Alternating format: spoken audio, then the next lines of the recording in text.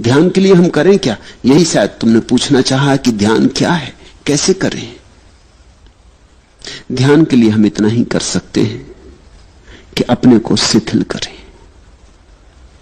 दौड़ धाप से थोड़ी देर के लिए रुक जाएं, घड़ी भर को 24 घंटे में सब आपाधापी छोड़ दें। लेके तकिया निकल गए, लेट गए लान पर, टिक गए वृक्ष के साथ, आंखें बंद कर ली, पहुंच गए नदी तट पर, लेट गए रेत में, सुनने लगे नदी की कलकल। मंदिर मस्जिद जाने को मैं कह ही नहीं रहा हूं, क्योंकि पत्थरों में कहां ध्यान। तुम जीवंत प्रकृति को खोजो। इसलिए बुद्ध ने अपने शिष्यों को कहा, जंगल चले जाओ, वहां प्रकृति नाचती चारों तरफ। 24 घंटे वहां रहोगे, कितनी देर तक बचोगे? कभी ना कभी तुम्हारे बावजूद किसी क्षण में अनायास प्रकृति तुम्हें पकड़ लेगी। एक क्षण को संस्पर्श हो जाए, एक क्षण को द्वार खुल जाए, एक क्षण को पर्दा हट जाए, तो ध्यान का पहला अनुभव हुआ। और पहले अनुभव के बाद फिर अनुभव आसान हो जाते। आसान इसलिए हो जाते कि तब तुम्हें एक बात समझ में आ जाती कि सीधे सीधे ध्यान को पाने का कोई उपाय नहीं, परोक्ष मार्ग है। तुम शिथिल रहो, आहिस्ता से चलो, आपाधापी छोड़ो। 1 घंटे के लिए कम से कम 24 घंटे में लीन हो जाओ प्रकृति में। संगीत सुनो कि पक्षियों के गीत सुनो। कुछ न हो करने को आंख बंद कर लो, अपनी सांस सुनो। बुद्ध ने तो इस पर बहुत जोर दिया, अपनी सांस को ही देखते रहो, आई गई आई गई। इसकी माला बना लो, इससे बेहतर कोई माला नहीं। हाथ में माला लेके फेरोगे वो तो बहुत जड़ माला है। यहां जीवित श्वास चल रही, श्वास की माला फेरी जा रही। श्वास भीतर आई बाहर गई, श्वास भीतर आई बाहर गई। ये जो भीतर चक्र चल रहा है मंडल श्वास का, इसको ही देखते रहो शांत मौन से। इस पर ही टकटकी बांधे रहो और तुम हैरान हो जाओगे। किसी बहुमूल्य मुहूर्त में कभी ताल बैठ जाता है, अचानक सब एक हो जाता है। तुम मिट गए, संसार मिट गया। पहले पहले तो क्षण भर को ऐसी झलकें आएंगी, खो जाएंगी। जब खो जाएं तो फिर उनकी तीव्रता से आकांक्षा मत करना, अन्यथा वे कभी ना आएंगी। जब खो जाएं तो कहना ठीक, अब जब फिर दोबारा आएंगे फिर भोगेंगे।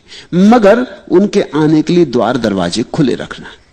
ऐसा ही समझो कि सूरज बाहर निकला है, तुम अपने कमरे में दरवाजा बंद किए बैठे हो, रोशनी भीतर नहीं आती। अब सूरज को कोई गट्ठर में बांध के भीतर लाने का उपाय भी तो नहीं। सूरज की किरणों को कोई गाय बैल जैसा हाँक के भीतर लाने का उपाय भी तो नहीं। क्या करोगे? दरवाजा खोल दो, सूरज की किरणें अपने से भीतर आ जाती। कभी कभी रात होगी और नहीं आएंगी क्योंकि सूरज नहीं है, कभी कभी दिन होगा और आएंगी क्योंकि सूरज है, कभी कभी दिन भी होगा और बादल घिरे होंगे और नहीं आएंगे क्योंकि सूरज बादलों में ढका है। मगर कभी कभी मौके मिलेंगे जब दिन है, बादल भी नहीं है, सूरज प्रकट है, तो किरणें भीतर आएंगी। तुम ज्यादा से ज्यादा बाधा ना दो, बस इतना ही काफी है। मेरी बात को ख्याल में ले लेना। ध्यान को सीधा सीधा नहीं किया जाता, बाधा ना दो। इसलिए तो मैं कहता हूं नाचो गाओ। नाचने और गाने में तुम लीन हो जाओ। अचानक तुम पाओगे हवा की झोंके की तरह ध्यान आया, तुम्हें नहा गया, तुम्हारा रोआ रोआ पुलकित कर गया, ताजा कर गया। धीरे धीरे तुम समझने लगोगे इस कला को। ध्यान का कोई विज्ञान नहीं है, कला है। धीरे धीरे तुम समझने लगोगे कि किस घड़ियों में ध्यान घटता है। उन घड़ियों में मैं कैसे अपने को खुला छोड़ दूं। जैसे ही तुम इतनी सी बात सीख गए, तुम्हारे हाथ में कुंजी आ गई। इसे इस तरह प्रयोग करो। कभी रात नींद खुल गई है, बिस्तर पे पड़े हो, अनिद्रा के लिए परेशान मत हो, इस मौके को मत खो। ये शुभ घड़ी, सारा जगत सोया, पत्नी बच्चे सब सोए, तुम्हें मौका मिल गया। बैठ जाओ अपने बिस्तर में, रात के सन्नाटे को सुनो। ये बोलते हुए झींगर, ये रात की चुप्पी, ये सारा जगत सोया हुआ, सारा कोलाहल बंद। जरा सुन लो इसे शांति से।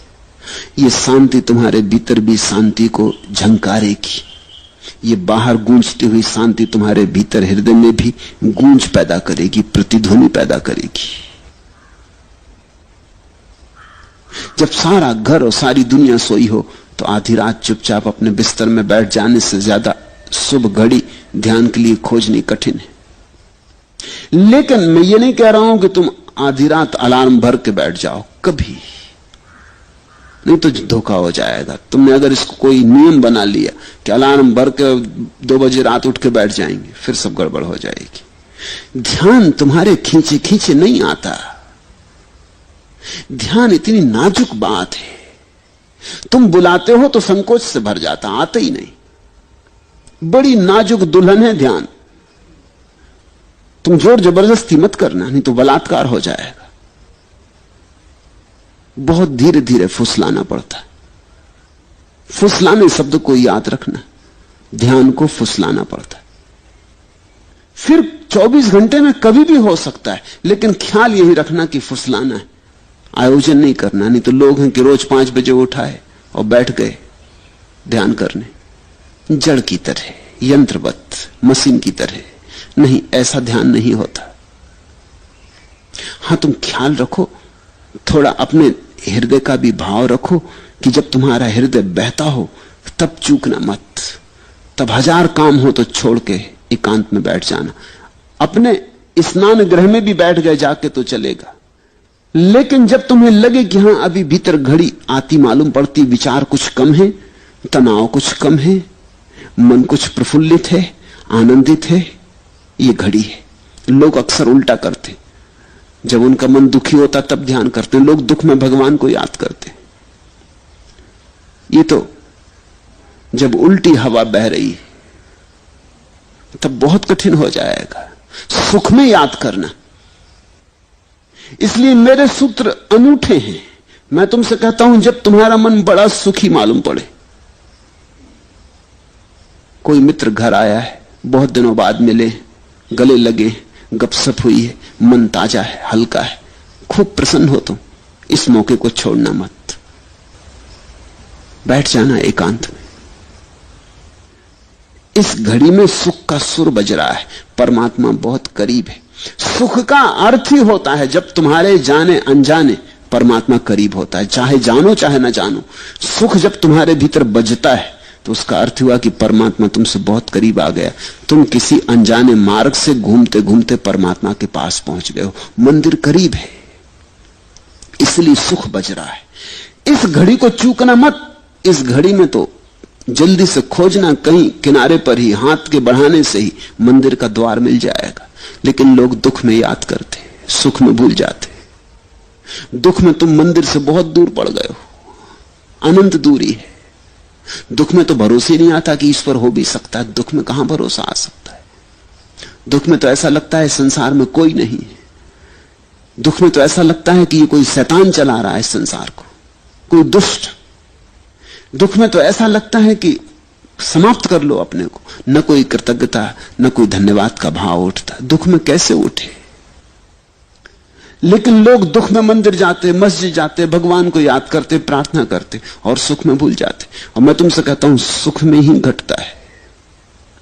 सुख के क्षण में ही तुम करीब से करीब होते हो। उस समय सरक जाना, उस समय लेट जाना जमीन पर, साष्टांग रख देना सिर भूमि पर, ठंडी गीली लान पर लेट जाना, आंख बंद कर लेना। उस क्षण सोच लेना अपने को कि मिल रहे पृथ्वी के साथ, एक हो रहे पृथ्वी के साथ। और तुम पाओगे कभी कभी आ जाती लहर, तरंग की तरह तुम्हारे भीतर प्राणों में कुछ कप जाता, कोई नई बीन बजती। धीरे धीरे पहचान हो जाएगी और धीरे धीरे तुम्हें कला आ जाएगी। तुम धीरे धीरे पहचानने लगोगी कि कब इसके होने के क्षण होते, कैसी दशा होती तुम्हारी जब ये निकटता में घट जाती है बात, और कैसी दशा होती तुम्हारी जब ये मुश्किल होती है बात। फिर तुम पहचान पे पड़ जाओगे। तुम्हारी आत्मविज्ञा, तुम्हारा प्रतिभिज्ञा, तुम्हारी पहचान धीरे धीरे साफ होने लगेगी।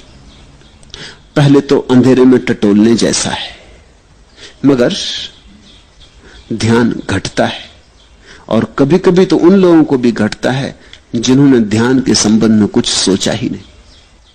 अधार्मिकों को भी घटता है, क्योंकि ध्यान की कोई शर्त ही नहीं है। छोटे बच्चों को घट जाता है, छोटे बच्चों को ज्यादा घट जाता है जब बजाय बड़ों के। तितली के पीछे भाग रहा बच्चा, सुबह का सूरज निकला, भागा जा रहा तितली के पीछे, सब भूल जाता है, तितली ही सब हो गई, उसे याद ही नहीं रहती, खुद भी तितली जैसा उड़ा जा रहा। उस घड़ी ध्यान की झलक मिल जाती। लोग जीवन भर याद करते हैं कि बचपन में बड़ा सुख था। किस सुख की याद है ये? क्या तुम सोचते हो बचपन में तुम्हारे पास बहुत धन था? नहीं था, जरा भी नहीं था। 2-2 पैसे के लिए रोना पड़ता था, 1-1 पैसे के लिए बाप और मां के मोहताज होना पड़ता था। धन तो नहीं था। कोई बड़ा पद था? कहां से होता पद? सब तरह की झंझटें थी। स्कूल कारागृह था, जहां रोज रोज बांध के भेज दिए जाते थे, जहां बैठे बैठे सिवाय परेशान होते थे, कुछ समझ में ना पड़ता था, और हर कोई दबा देता था, बल भी नहीं था, हर एक छाती पे सवार था।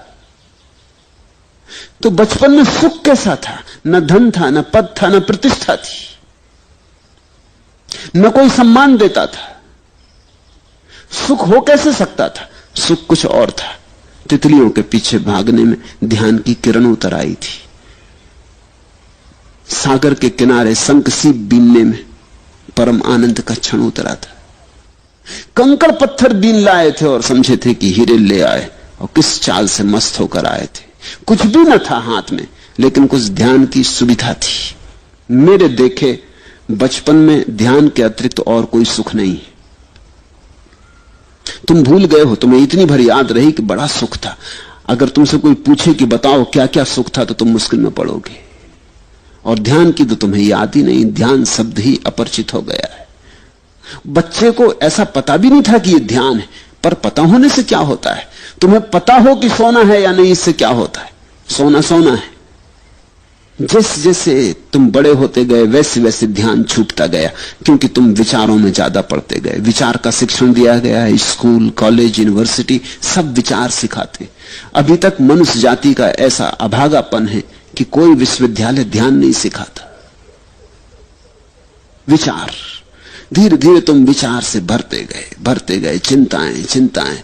तुम चूक ही गए वो छोटे छोटे क्षण जब पर्दा हट जाता था, अपने से हट जाता था। तुमने देखा बच्चे कैसे प्रमुदित मालूम होते हैं, छोटे छोटे बच्चे जिनके पास कुछ भी नहीं है, कोई कारण नहीं प्रसन्न होने का, अकारण प्रसन्न है। वो अकारण प्रसन्नता ध्यान है। देखा एक छोटा बच्चा अपने झूले में पड़ा है, कुछ नहीं चूसने को अंगूठा चूस रहा है, और कैसा प्रसन्न मालूम होता है। ऐसा प्रसन्न मालूम होता है कि सिकंदर भी ना रहा होगा प्रसन्न, अकबर और अशोक भी ना रहे होंगे ऐसे प्रसन्न, बड़े से बड़े साम्राज्य के मालिक ऐसे प्रसन्न ना रहे होंगे। इसके पास कुछ भी नहीं, या तो अपने हाथ का या पैर का अंगूठा डाले चूस रहा, लेकिन कुछ घट रहा है। अभी पर्दा खुला ही है, अभी विचार उठते ही नहीं, अभी भीतर की वीण बज रही है। मां बाप, परिवार, समाज, स्कूल बंद कर देते हैं, पर्दे को डाल देते, ऐसा डाल देते हैं कि तुम भूल ही जाते हो कि यहां द्वार है, तुम समझने लगते दीवार है। ध्यान का अर्थ है इस पर्दे को हटाना, और इसे अनायास होने दो, इसे कभी कभी तुम्हें पकड़ लेने दो। और जब तुम्हें ये तरंग पकड़े तो लाख काम छोड़ के बैठ जाना, क्योंकि इससे बहुमूल्य कोई और काम ही नहीं। रात हो कि दिन, सुबह हो कि सांझ, फिर मत देखना। कुछ चूकोगे नहीं तुम, कुछ खोएगा नहीं, और अपूर्व होगी तुम्हारी संपदा फिर। और ये संपदा तुम्हारे भीतर पड़ी है, बस पर्दा हटाने की बात है। ध्यान क्या है? ध्यान भीतर पड़े पर्दे को हटाना है।